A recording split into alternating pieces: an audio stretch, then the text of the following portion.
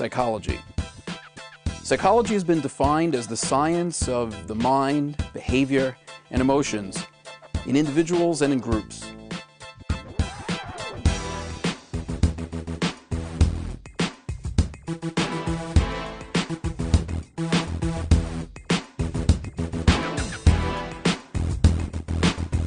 We all believe we understand why we think, act, and feel the way we do, and we believe that we know the same about others. But do we really? I'm Dr. Robert Meyers. Together, we'll explore the mysteries and intricacies of the human mind and behavior. And we'll take your questions right here on the Psychological States of America.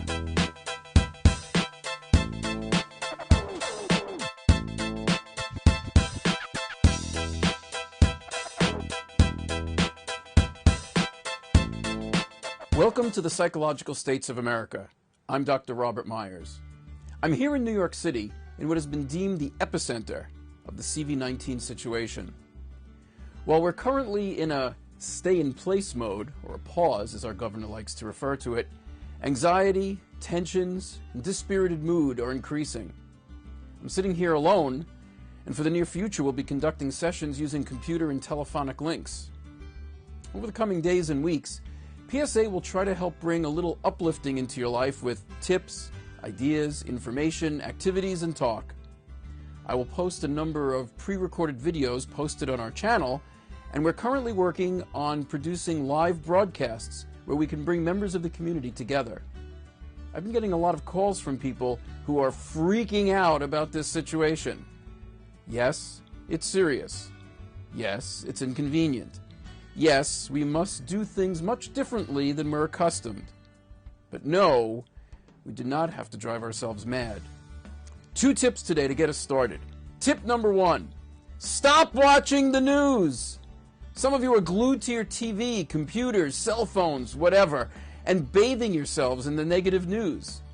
My scanning of the news shows that about 2/3 of what is appearing on the various news sources is about CV-19 or things related to it, like the economy or something like that. That does not include all of the nonsense that people are posting on social media. Turn it all off!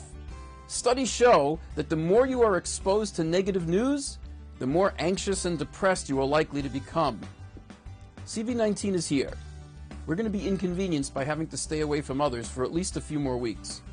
Is it affecting our economy and our individual lives? Scientists are working on a vaccine. That's it in a nutshell. You don't need any more information. If you remember 9/11, we saw a huge increase in cases of anxiety and depression from people all across the country because they kept watching the planes crashing into the Twin Towers over and over and over again. Learn the lesson. The healthiest way to go about your day is to set a short time for each day to review the news and then do something or watch something else. Say maybe half an hour to an hour at 10 a.m. every day to watch the news. And definitely do not watch the news near bedtime. Tip number 2, make up a schedule and stick to it. You are most likely going to be at home, but sitting around in your PJs every day, going to bed and waking up at all hours of the day and night is not good for your mental health and for your physical health as well.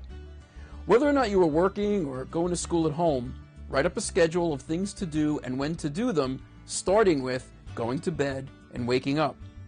Good sleep is a key to a strong immune system. Set a regular wake-up time for each day. For instance, 7 a.m. You don't have to do 7 a.m., but I'm just putting that out there. Try to arrange to have at least 7 or 8 hours of sleep each night.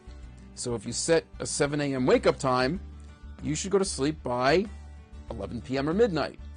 Children, teens, and young adults should aim for 10 hours of sleep each night. You're supposed to get that amount of sleep, and now you have the opportunity to do so. When making your schedule, put in all the different things that you can do and when you can do them.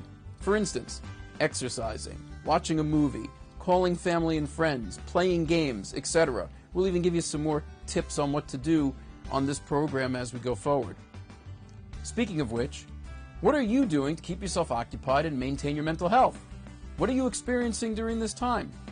You can send me an email or a short video, let's say 30 to 60 seconds, with what you're up to. I will share some of them on this program. You can reach me at robertmyersjdsid@gmail.com. In addition to that, we will have a contest for the funniest video, no longer than 60 seconds. The video cannot contain any violence or vulgar language. Let's see how creative you could be. We're also working on putting together a live game show where you will have the opportunity to play against other members of the viewing community. So lots to look forward to here at PSA. Now, before we go, you've probably heard this multiple times, but let me just put it out there.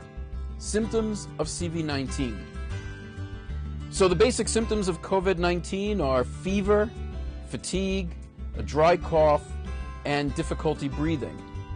You might also experience a sore throat, runny nose, sneezing, but those are not as common part of the symptom profile for COVID-19.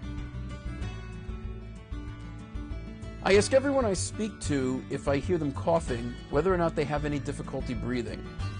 I know someone who kept insisting she was breathing fine when in fact she really wasn't, and let it go for way too long before she sought medical attention.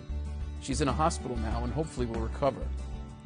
Remember to wash your hands with soap and warm water for about 20 seconds. One good thing about this virus is that its cell structure is fragile before it enters a host. Simple washing will destroy it.